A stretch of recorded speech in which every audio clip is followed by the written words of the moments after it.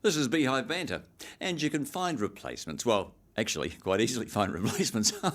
But nonetheless, it just isn't the same without him. And he's back. NBR's political editor, Brent Edwards. Now, Brent, how was that brief luxury holiday you've just been on? If that was a holiday, Grant, I'm never going to take another one. So, here we are, maskless, coughless, COVIDless, traffic lightless. And Brent, so much has happened while you're away. And as we and the rest of the world know, so much more has happened in the past week, including as a result of the Queen's death. The House is here in Parliament has been postponed. Politics in general has zoomed its way to the back pages. But still a few topics of interest. Now, Brent, for example, did anyone actually take note that James Shaw is back as leader of the Greens, more determined than ever, placating those who want more from him with a fiery speech, attacking the Nats and X, saying a giant step backwards if they voted in.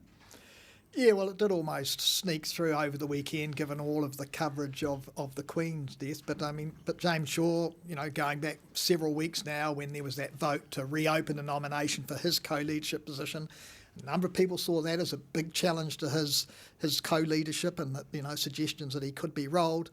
Comes back to another vote, and basically he's through. Robson. I think there were four votes to reopen again, but a vast vote. But he has actually, I suppose, if you like, radicalised his talk a little bit. Yeah. And to basically sort of reaching out, I guess, to those Greens Party members who had perhaps expressed some dissatisfaction with the way he was operating. That no, he is, he's on track. He's going to push on environmental and climate change issues and other issues too that are important to the Greens. But some might say that their policies are more aligned with the Nats than they are with Labor, but James Shaw turning around and going, yeah, not going to happen. Where would you say they're more aligned with the Nats? Well, I'm saying that some commentators said that. Did they? Yes. What policies would be more aligned? I'm not the one that said it. I'm just saying that's what some people said. I mean, it's always... You could never rule out the idea of a National Green Party, governing arrangement. Well, I think you can now. But for that to happen, though, actually National would have to move a fair way for the Greens to agree with that in terms of what they would be prepared to do on climate change. You sounded a bit like Winston Peters there. Well, who said it? Who said that? Just saying.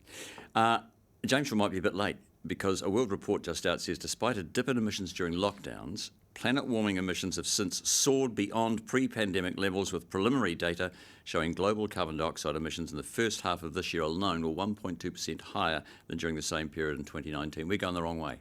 Yeah, I mean, and that's a big problem. And around the world, emissions continue to rise. I mean, I think there are some sort of encouraging signs in some countries. But I mean, and there's been an argument around New Zealand about, why should New Zealand do anything? We're such a small country and we can't really make a dent in world emissions. Well, we can't.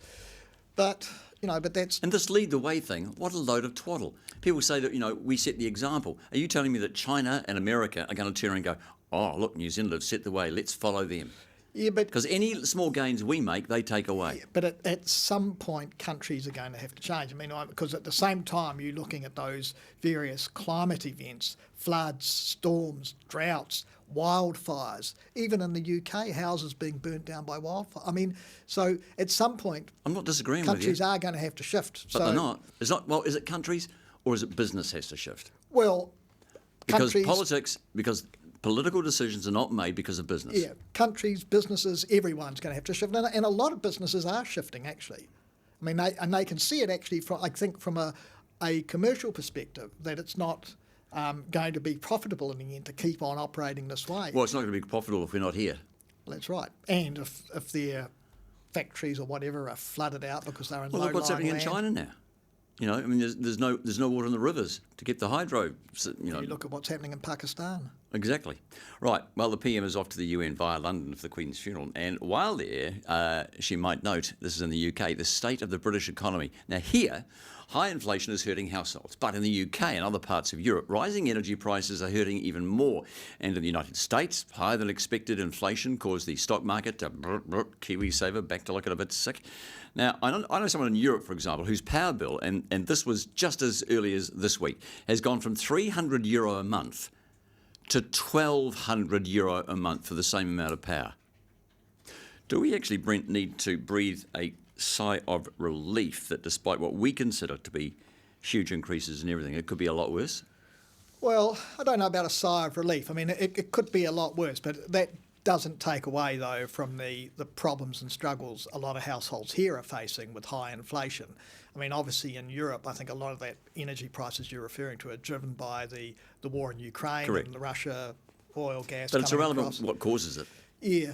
I mean, but yeah, I mean, New Zealand, well, I think the point is New Zealand is certainly no worse off than any other country probably around the world in terms of facing rising And prices. in fact, better off than some. Or better off than some, yeah. And so in that sense, and if you look at energy, I guess because we're 80% renewable at the moment, so perhaps has less impact on us in terms of those charges on, again, carbon. But see, here's the interesting thing. In Europe, though, some banks, for example, are saying to their clients, we'll give you a bank holiday because we understand you can't afford both your mortgage and that.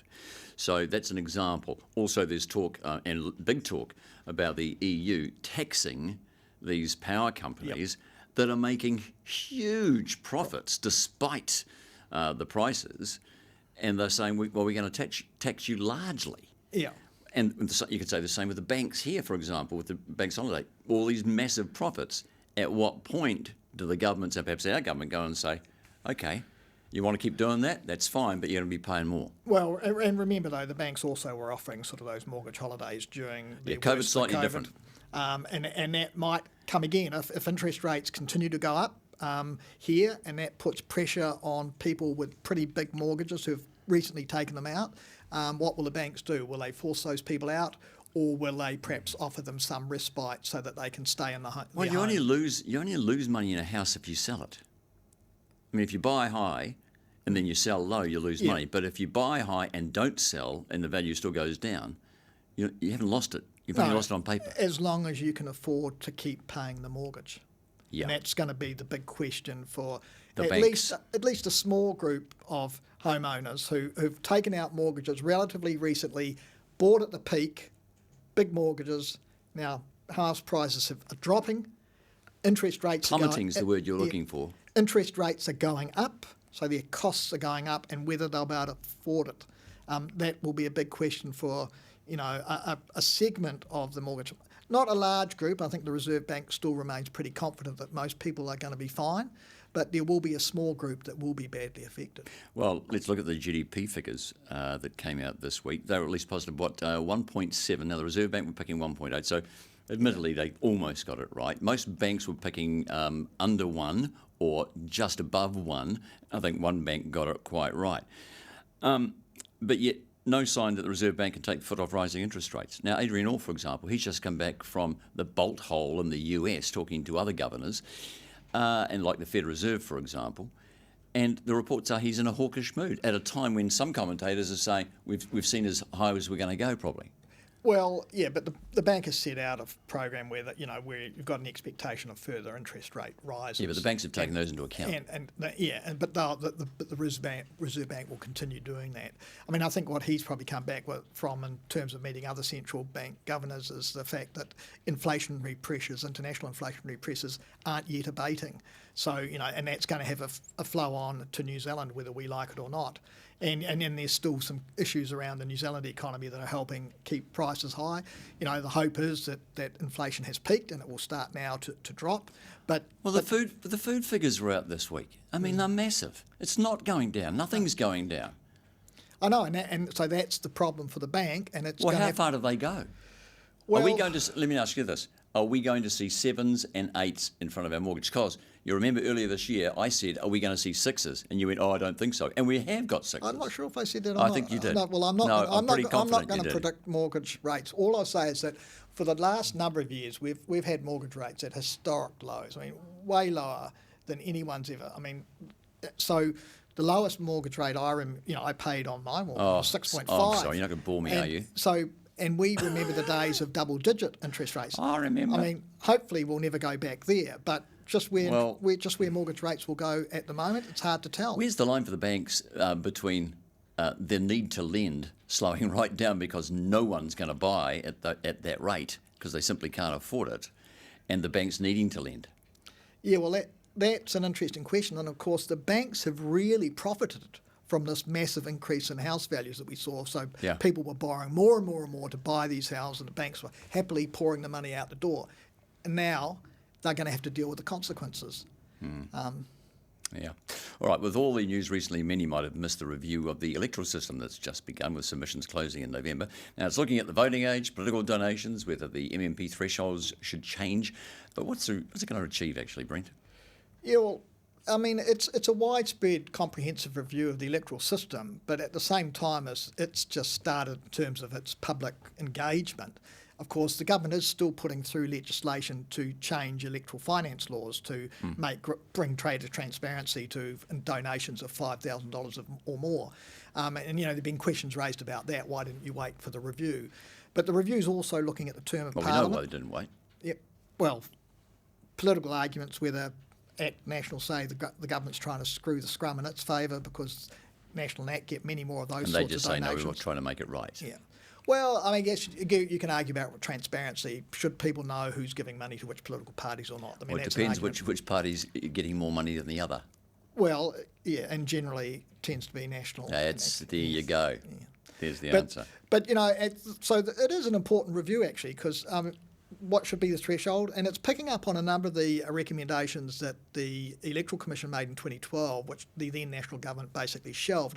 And that was suggesting, I think, dropping the threshold to 4% rather than 5%, but also getting rid of the fact that if you won an electorate seat that you then picked up the rest of your vote, so basically if you win an electorate seat and you don't meet the threshold, you just get that one seat. Those suggestions. Dropping the voting age to 16, I mean, that's obviously been a fairly contentious issue. Well, that's because the Greens want it, because they actually think that would increase their vote.